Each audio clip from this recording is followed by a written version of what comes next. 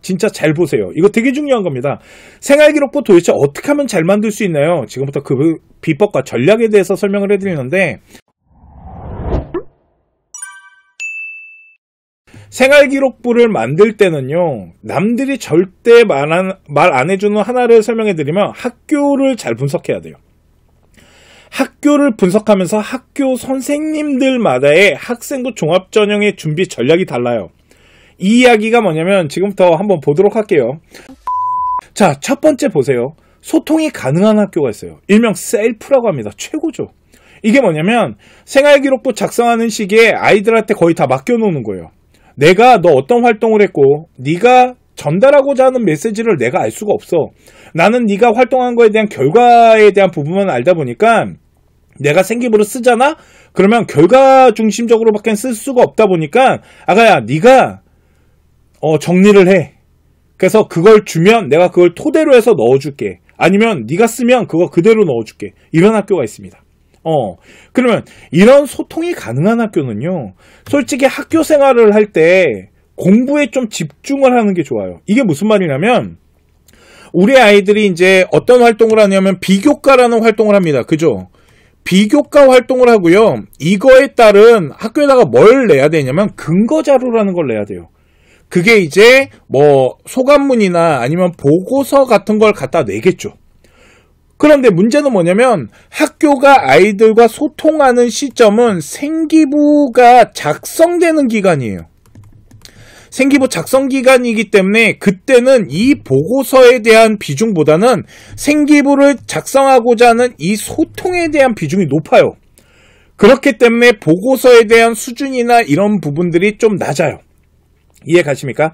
그렇기 때문에 공부를 좀 열심히 하면 되죠. 그리고 생기부 작성 기간에 선생님과 소통하면서 부족한 부분이나 아니면 만들고자 하는 방향을 다 잡을 수 있다는 겁니다. 이게 소통 가능한 학교예요. 그러면 우리 학교가 생활기록부 작성할 때 어떻게 구성돼서 작성되는지를 알아야 된다는 거잖아요. 그런데 고등학교 2학년, 3학년 아이들은 경험을 했단 말이에요. 지금 학교가. 또 하나, 원래 고등학교 1학년 생기부 만드는 게 가장 힘들어요. 2학년, 3학년 때 약간 생기부가 더 개방적으로 열리는 학교들도 있기 때문에 꼭 1학년 때 경험했던 게 전부라고 볼 수는 없지만 2학년 때 경험한 게 전부라고 볼 수는 없지만 그래도 전체적 색깔을 가져가기 때문에 우리 아이가 만약에 1, 2학년 때 소통이 되던 학교면 그 다음 학년에도 될 확률이 높겠죠. 그런데 누가 문제냐면 고등학교 1학년. 왜 그러면 경험이 없어요. 이렇게 고등학교 1학년 아이들이 경험이 없으면 이거는 반드시 선배들한테 빨리 확인을 해야 돼요. 학생이 동아리나 아니면은 학교 생활하면서 선배들한테 물어볼 수도 있는 거고요. 아니면 어머님들이 그 학교 선배들 엄마들이 있어요. 모임 같은 것들 하시잖아요. 그때 그 엄마들한테 자기야 생활기록부 작성 기간에 우리 학교는 생기부 작성할 때 아이들과 어떻게 이야기를 해? 이 부분을 확인하셔야 돼요. 이렇게 하면서 학교에 대한 전체 방향에 대해서 좀 볼 필요가 있고요. 자, 그러면 또 어떤 학교가 있냐면 일부 소통이 되는 학교가 있어요. 이게 뭐냐면 요 일부 소통이 되는 학교 같은 경우는 선생님들마다 틀려요. 그러니까 예를 들어서 A라는 선생님은 오케이, 너네 생활기록부 작성 기간에 내가 너네 활동한 거에 대해서 메모를 받거나 소통하면서 구성을 해줄게 라는 선생님이 있고요. B라는 선생님은 뭐라 그러냐면 절대 안 돼. 생기부는 선생님의 권한이야. 네가 뭔데? 이렇게 하는 선생님도 있겠죠. 그러면 소통이 안 되는 선생님은 어쩔 수 없지만 소통이 되는 이 A 선생님들이 누군지, 어디에다가 어떻게 우리가 생활기록부를 구성할 수 있는지 이 부분에 대한 조사를 통해서 선생님들을 나눠야 돼요. 이해 가십니까? 그러면 이런 선생님들은요, 학교 쌤에 대한 부분부터 조사를 해야 돼요. 우리 동아리 선생님은 어떤지. 우리 만약 담임 선생님이 조금 소통이 안 된다라면 진로 활동에 진로 선생님을 활용을 해야 되기 때문에 진로 선생님의 소통이 가능한 선생님을 찾아내야겠죠. 과목마다 소통이 되는 선생님과 소통이 안 되는 선생님이 있다라면 소통이 되는 과목이 어떤 과목인지를 찾아야 돼요. 왜 그러냐면 이렇게 소통이 되는 선생님 같은 경우는 우리가 생기부 안에 뭘 집어넣어야 되냐면 과정을 넣어야 되거든요. 그래서 이 과정을 어필할 수 있는 사람이 누군지, 이거를 정리를 해야 돼요. 그 다음에 학교 활동에 대한 계획이라는 걸 짜야 됩니다. 자, 그런데 소통이 안 되는 학교가 있어요. 솔직히 소통이 안 되는 학교는 전체 학교 분위기가요. 학교 분위기 자체가 학생들과 생활기록부를 함께 만들어 나가는 분위기는 아니에요. 선생님들이 알아서 하는 학교. 선생님의 권한이야. 이런 얘기 되게 많이 들을 수 있는 학교. 이런 학교들 같은 경우는 솔직히 생활기록부를 만드는데 어려움이 많아요. 어쩔 수 없어요, 그건. 어려움은 많은데 그렇다고 포기할 수는 없잖아요. 그죠? 선생님들이 아무리 아이들과 소통을 안 하더라도 선생님들이 아이들의 활동에 대한 부분이나 생활기록부를 쓸 때 가장 많이 참고하는 게 뭐냐면요, 바로 보고서입니다. 그래서 아이들이 근거로 갖다 내는 보고서나 아니면 발표 자료들, 소감문들, 비평문, 이런 보고서 작성하는 것 자체가 엄청 중요해요. 왜 그러냐면 보고서를 보고 쓰신다라면 우리가 생기부를 작성하기 편하게끔 보고서 자체를 구성력을 가져가야 돼요. 좀 이따 이제 보고서 어떻게 구성하면 좋은지 알려드릴 건데 이 라인을 구성해서 선생님한테 최선을 다해서 어필은 해야 돼요. 자, 그러면 이거 생기부 잘못됐어요 라고 우리가 어필하면서 요것도 아시면 좀 좋은데 정정을 요청할 수 있잖아요. 근데 이 정정 요청하는 게 생각보다 쉽지 않은 이유가 뭐냐면 첫 번째, 생활기록부 안에 있는 내용이 내가 한 게 없어. 무슨 말이냐면 옆에 있는 친구 거랑 내게 바뀌었어. 이런 경우는 정정 요청하면 100% 받아들여져요. 두 번째가 뭐냐면 A라는 친구와 B라는 친구 생기부가 똑같아. 일명 선생님이 복사질을 하신 거예요. 이럴 때도 정정 요청할 수 있어요. 그래서 제가 생활기록부를 받으면 내 생활기록부랑 친구 생활기록부를 뭐 동아리나 진로 정도는 한번 비교해보라 그래요. 그렇게 해서 만약에 똑같잖아요. 그러면 이건 정정 요청할 수 있습니다. 그런데 생활기록부 안에 어느 정도의 내용이 좀 써져 있어요. 쉽게 말해서 그냥 뭐 조사해서 뭘 알았답니다. 이렇게 단순 문장이라도 써져 있잖아요. 근데 예를 들어서 우리 아이가 그 활동을 해나가는 과정이 있었어요. 뭐 문헌을 연구한다거나 친구들과 토론을 했다거나 이런 과정이 있었는데 그 부분이 다 제외되고 그냥 자료조사에서 연구 결과를 만들었다라고 그냥 단순 문장이 써져 있잖아요. 이거는 정정 요청을 할 수가 없어요. 이게 큰 거예요. 그래서 생활기록부는요, 어떤 활동에 대한 부분을 좀 구체화해달라 그래요. 대학교에서 계속 그 얘기를 합니다. 생기부 구체화 시켜달라고. 그러면 구체화를 하려면 그 안에 과정이 들어가야 됩니다. 학생이 어떤 단계를 가지고 노력했는지. 그런데 그 부분을 다 빼고 했다라고만 써놓으면 이건 정정 요청이 안 돼요. 그러니까 그냥 가야 돼요. 그리고 선생님이 생기부는 선생님의 권한이기 때문에 제가 알아서 하는 겁니다. 그러면 이거는 어떻게 수정이 안 됩니다. 이건 어쩔 수 없어요. 이것까지는 건드릴 수 없어요. 그러면 그런 학교들은 전 시간에 제가 방송했을 때 말했지만 이렇게 얘기를 하죠. 우리 학교는 학생부 종합전형으로 대학교를 잘 가지 못해. 그래서 교과 등급 가지고 가야 돼 라고 하는 학교가 소통 불가한 학교들이 많아요. 그러면 우리 학교는 소통 불가입니까? 일부 소통이 되나요? 아니면 우리 학교는 소통이 가능한 학교입니까? 이거를 파악하셔야 됩니다.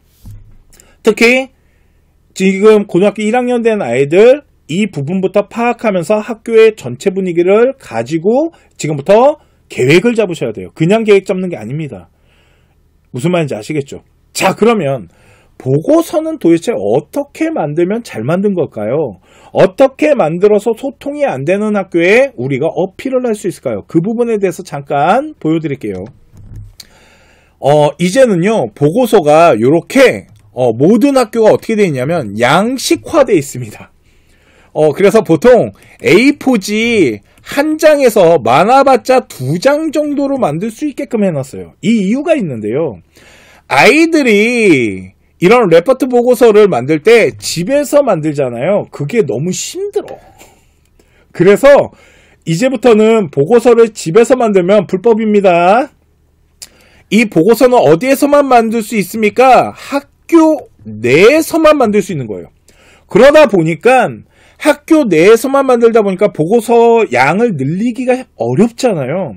그래서 이제는 학교가 이렇게 보고서나 아니면 수행이나 그런 걸 했을 때 결과물에 대한 것들을 하나의 양식화를 해놨습니다.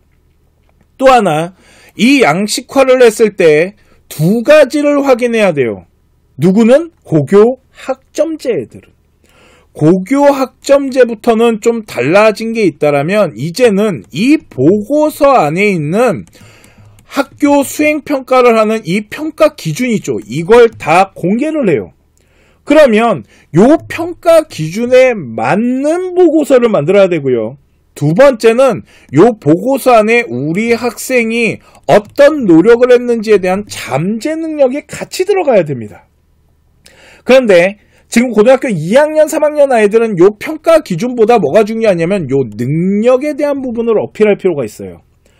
자, 모든 보고서가 똑같은 건 아니지만 가장 큰 틀이요. 보고서는 첫 번째 동기, 그 실험을 왜 했으며 그 연구를 왜 했고, 두 번째 네가 어떤 노력을 했고, 마지막에 그래서 알게 된 내용이 뭐니, 이렇게 3단계로 돼 있어요.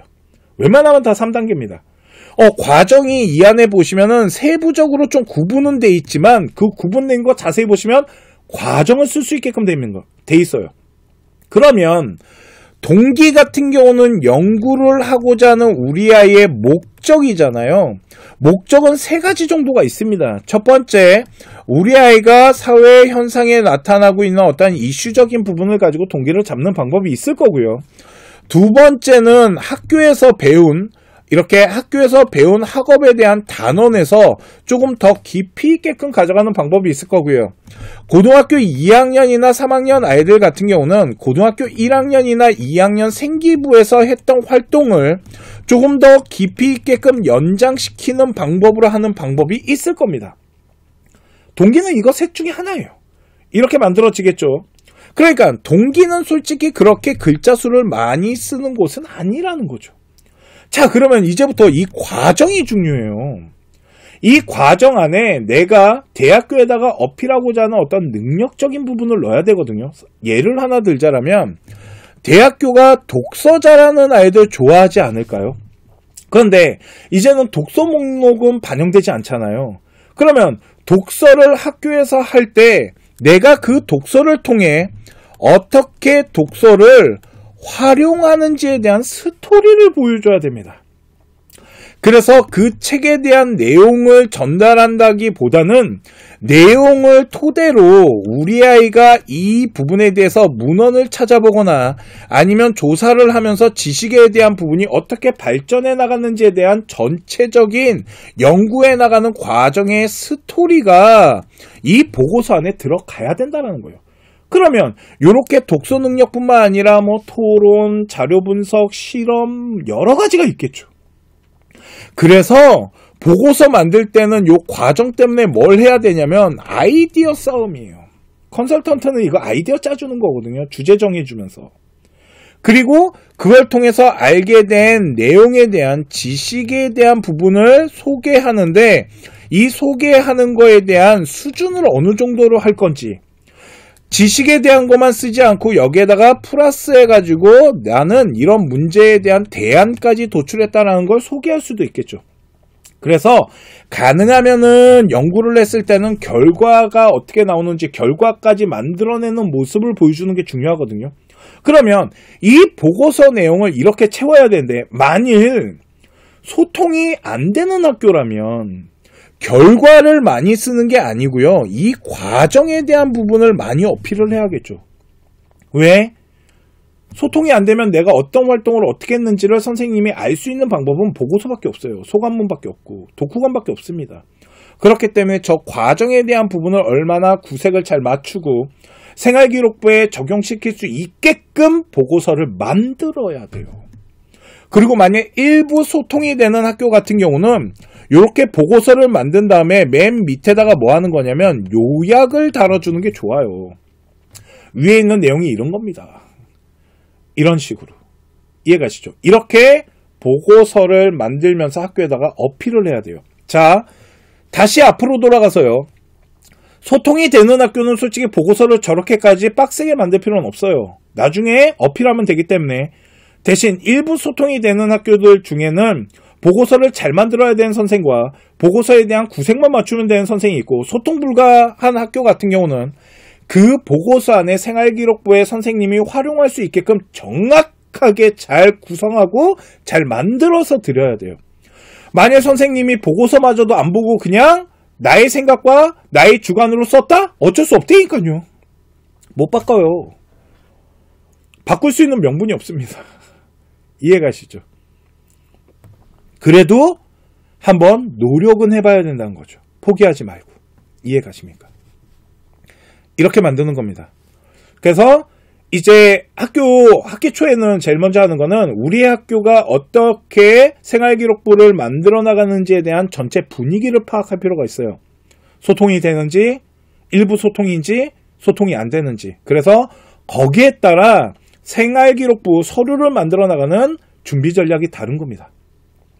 자, 오늘 제가 준비한 학생부 종합전형을 준비하는 데 있어서 생활기록부를 어떻게 준비를 해야 되는지에 대해서 설명해 드렸고요.